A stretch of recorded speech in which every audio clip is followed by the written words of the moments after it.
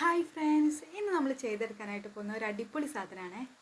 നല്ല മഴ ഉണ്ട് പെയ്യുന്നത്, അതുകൊണ്ട് തന്നെ ചെറിയൊരു ശബ്ദം ഉണ്ടാവും, ഒന്ന് അഡ്ജസ്റ്റ് ചെയ്യണേ. അതിനായിട്ട് ഞാൻ എടുത്തേക്കുന്നത് ഒരു കാർഡ്ബോർഡിൻ്റെ കഷ്ണമാണേ. എന്നിട്ട് ഒരു പെൻസിൽ വെച്ച് അതിലേക്ക് ഇതുപോലെ ഒന്ന് വരച്ചെടുക്കും. അത് കഴിഞ്ഞിട്ട് അതേ ഷേപ്പിൽ അതൊന്ന് വെട്ടിയെടുത്തിട്ടുണ്ടേ. എന്നിട്ട് ബാക്കി വന്ന കാർഡ്ബോർഡിൻ്റെ കഷ്ണങ്ങൾ നീളത്തിലൊന്ന് വെട്ടിയെടുത്തിട്ട് അതിലേക്ക് നമുക്കൊന്ന് ഒട്ടിച്ചെടുക്കാവേ. ഇങ്ങനെ ഒരേ അളവിൽ വരുന്ന കാർഡ്ബോർഡിൻ്റെ കഷ്ണങ്ങളാട്ടോ നമ്മൾ അതിലേക്ക് ഒട്ടിച്ചു കൊടുക്കാൻ പോകുന്നത്. അങ്ങനെ ഇത്തരത്തിൽ നീളത്തിലുള്ള കുറച്ച് കാർഡ്ബോർഡിൻ്റെ കഷ്ണങ്ങൾ എടുത്തിട്ട് നമ്മൾ അത് മൊത്തമായിട്ടൊന്ന് ഒട്ടിച്ചു കൊടുക്കുന്നുണ്ട്. അത് മൊത്തമായിട്ട് ഒട്ടിച്ചെടുക്കുമ്പോൾ ഒരു ഷേപ്പ് ഇല്ലാത്ത രീതിയിലാട്ടോ അവസാനം നമുക്ക് തോന്നാം. എന്നിട്ട് അതൊന്ന് തിരിച്ചു വെച്ചിട്ട് പുറത്തേക്ക് തള്ളി നിൽക്കുന്ന ഭാഗങ്ങളൊക്കെ നമുക്ക് അതേ ഷേപ്പിലൊന്ന് വെട്ടിയെടുക്കാവേ. അപ്പോൾ ഭംഗിയായിട്ട് ഇതുപോലെ നമുക്ക് കിട്ടുവേ.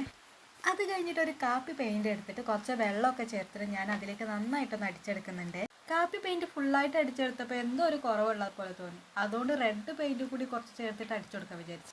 അവസാനം റെഡ് കളർ കുറച്ച് കൂടുതലായിപ്പോയി. പിന്നെയും കാപ്പി പെയിൻറ്റ് രണ്ടാമതും അടിച്ച് ഒരു വിധത്തിൽ ഒപ്പിച്ചു. പിന്നെ അതിൽ എന്ത് എഴുതണം എന്നുള്ള ആലോചനയിലായിരുന്നു ഞാൻ.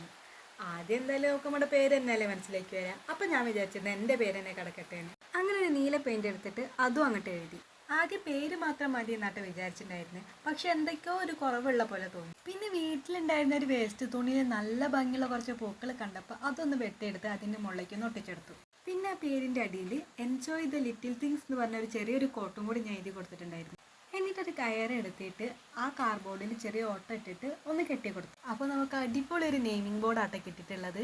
അപ്പോൾ നമ്മളെ വീട്ടിലുള്ള മക്കൾക്കൊക്കെ ഇതുപോലെ ചെയ്തു കൊടുക്കുമ്പോൾ അവർക്കും ഭയങ്കര സന്തോഷമാവും അല്ലേ. അവർ പുസ്തകങ്ങളൊക്കെ വായിക്കുന്ന സ്ഥലങ്ങളിൽ ഇതുപോലെ റീഡിംഗ് കോർണർ എന്നൊക്കെ എഴുതി കൊടുക്കുമ്പോൾ അവർക്ക് ഭയങ്കര സന്തോഷമാവും അല്ലേ.